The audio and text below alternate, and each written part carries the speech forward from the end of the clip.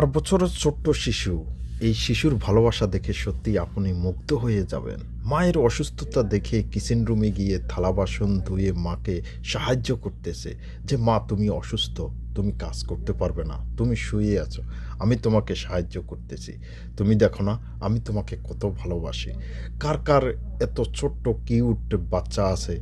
সত্যি তারাই বলতে পারবে তাদের শয়তানিগুলো যেরকম ভালোবাসা এবং তাদের শরারতগুলো অনেক ভালো লাগে। সত্যি সকল মা-বাবা যেন এত সুন্দর ছোট্ট কিউট বাচ্চাদেরকে ভালোবাসে, তাদেরকে লালন-পালন করে।